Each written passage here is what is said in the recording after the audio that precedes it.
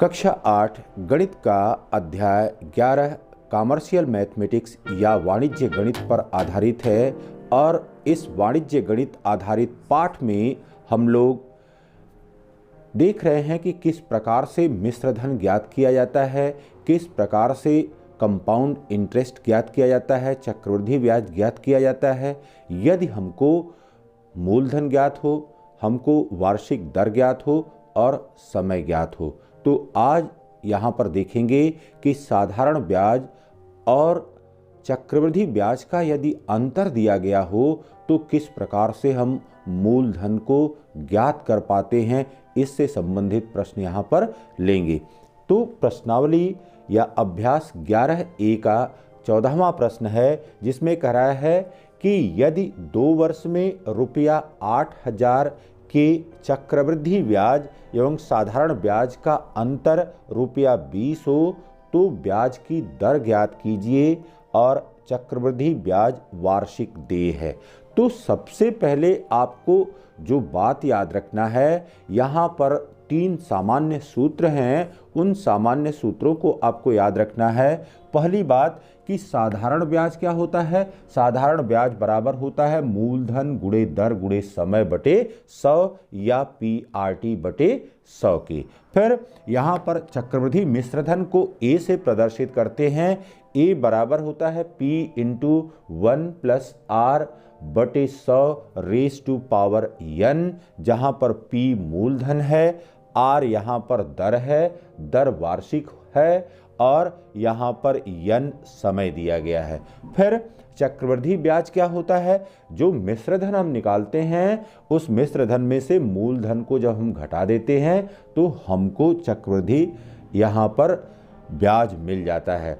अब यहाँ पर देखिए बेटा, प्रश्न में जब कॉमर्शियल मैथमेटिक्स के प्रश्नों को हल करना है तो कॉमर्शियल मैथमेटिक्स के प्रश्नों को हल करने के लिए सबसे पहले प्रश्न में क्या क्या दिया गया है उसको हमको लिख लेना है। तो समय यहाँ पर करा यदि 2 वर्ष में, तो पहली बात यहाँ पर दिया गया है समय। समय यहाँ पर n और यह बराबर है 2 वर्ष की। ठीक, रुपया 8,000 यहाँ पर मूलधन, मूलधन यह P है, यह बराबर है रुपया 8,000। फिर देखिए चक्रवृद्धि ब्याज और साधारण ब्याज का अंतर रुपया 20 है। तो अगली बात दी गई है चक्रवृद्धि ब्याज और साधारण ब्याज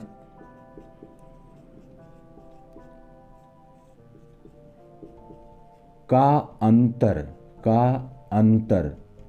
यह बराबर दिया गया है रुपया 20 के। इतनी बात दी गई है। अब हमको क्या ज्ञात करना है, ब्याज की दर ज्ञात करना है। तो ब्याज की दर, ब्याज दर यह R से प्रदर्शित होता है और यह हम लोगों के लिए ज्ञात नहीं है। तो सबसे पहले यहाँ पर देखा जाए कि साधारण ब्याज क्या है और साथ ही साथ हमको चक्रवृद्धि ब्याज कितना मिलता है, तब जाकर के इन दोनों के अंतर को देखेंगे। तो यहाँ पर देखिए साधारण ब्याज यह बराबर हो गया किसके, यहाँ पर PRT बटे 100 के। अब PRT मूलधन कितने के बराबर है, 8,000 के बराबर है। 8,000 गुणे दर क्या है, यहाँ पर हमने R लिया हुआ है, गुणे यहाँ पर समय कितना है, समय यहाँ पर 2 वर्ष के बराबर है, बटे यहाँ पर 100।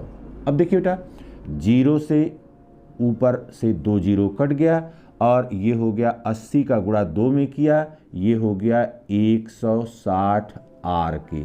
तो ये पहला समीकरण बना करके छोड़ दिया। अब इसका उपयोग आगे हम करेंगे। फिर दूसरी बात यहाँ पर निकालना है कि चक्रवृद्धि मिश्रधन क्या है। तो यहाँ पर चक्रवृद्धि मिश्रधन, यह मिश्रधन, इसको हम A से प्रदर्शित करते हैं। तो A बराबर हो गया P into and 1 plus R बटे 100 रेज टू पावर n के। ये हमारा चक्रवृद्धि मिश्र धन हो गया। अब यहाँ पर देखिए यह बराबर हो गया 8,000 इंटू एंड 1 प्लस, अब देखिए बेटा यहाँ पर ये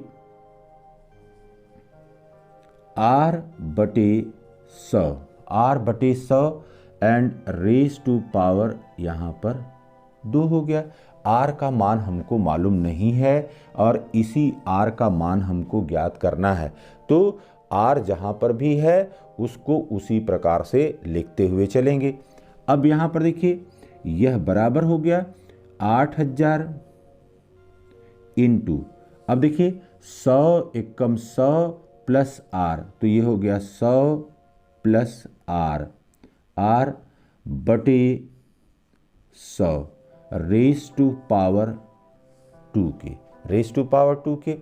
अब यहाँ पर देखिए यहाँ पर ये हो गया 8,000 into and 100 plus r raise to power 2 बटे यहाँ पर 100 के पावर 2, इन दोनों को अलग अलग लिख लिया है केवल। अब यह बराबर हो गया, यहाँ पर देखिए 8,000 बटे और 100 का स्क्वायर करेंगे तो ये हो गया 100 का स्क्वायर यहाँ पर किया और यह 10,000 के बराबर हो गया, इंटू एंड 1 यहाँ पर 00 plus r raise to power 2 के। अब देखिए 0 जहाँ से कट रहा है 1 2 3 1 2 3 ये कट गया। अब यहाँ पर ये हो गया 8/10 हो गया। अब इसको a प्लस बी के होल स्क्वायर से इसको विस्तारित कर दीजिए। यहाँ पर हो गया 100 का स्क्वायर प्लस r का स्क्वायर प्लस, अब यहाँ पर 2 इंटू फिर यहाँ पर a इंटू बी, बड़ी आसानी से आपने लिख लिया इसको। अब यहाँ पर देखिए यहाँ पर हो गया 8/10 और ब्रैकेट में क्या है 100 का स्क्वायर, तो यहाँ पर ये हो गया 10,000 प्लस r स्क्वायर फिर प्लस यहाँ पर अब ये हो गया 2 का गुणा 100 में हुआ तो ये हो गया 200 r के। अब यहाँ पर देखिए बेटा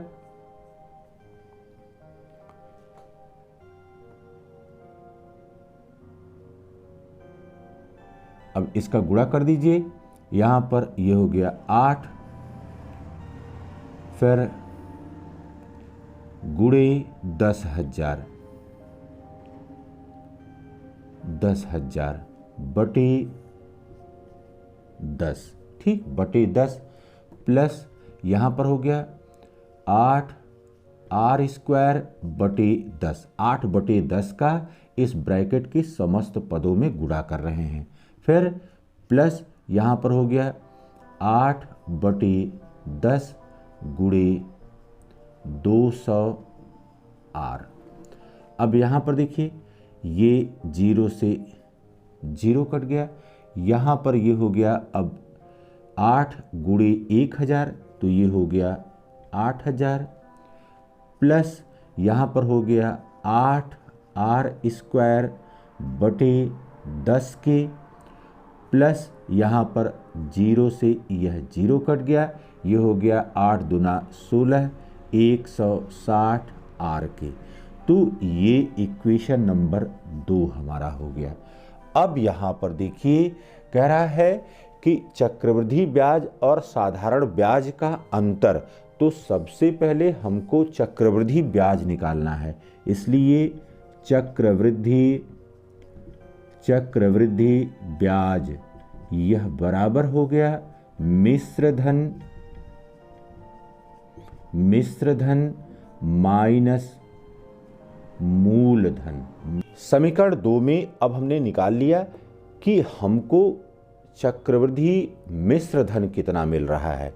तो अब हमको क्या ज्ञात करना है? अब हमको ज्ञात करना है कि चक्रवृद्धि ब्याज कितना होगा। तो चक्रवृद्धि ब्याज बराबर होता है मिश्रधन माइनस मूलधन। तो यह बराबर, अब मिश्रधन हमने यहाँ पर निकाला, ये बराबर है 8000 प्लस 8r² बटे 10 और प्लस 160 के, और 160 r है समीकरण 2 से। और मूलधन किसके बराबर है? मूलधन यहाँ पर 8000 रुपया के बराबर है। तो यहाँ पर प्लस 8000 है, यहाँ पर माइनस 8000 है, और यहाँ से अब हमको मिल गया 8r² बटे 10 प्लस 160 r। ये समीकरण 3 हो गया, और यहाँ से हमने चक्रवृद्धि ब्याज निकाल लिया। अब प्रश्न में क्या कह रहा है कि चक्रवृद्धि ब्याज और साधारण ब्याज का अंतर। तो यहाँ पर देखिए, चक्रवृद्धि ब्याज माइनस साधारण ब्याज,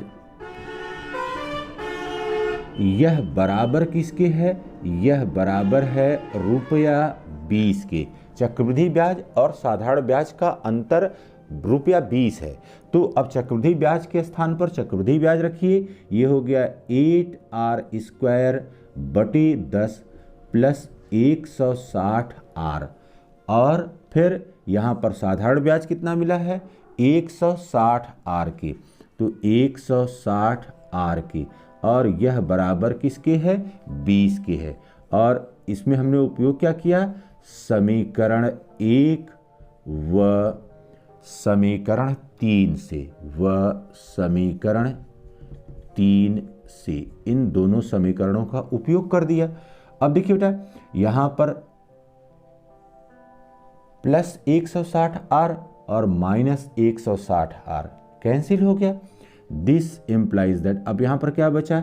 8r² बटे 10, यह बराबर हो गया 20 की।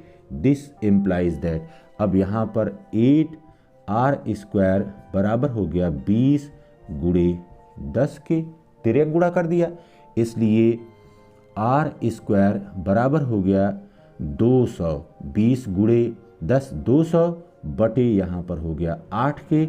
अब 8 से भाग दे दीजिए 200 में, यह बराबर हो गया 25 के। तो हमको मिला r² बराबर हो गया 25 के।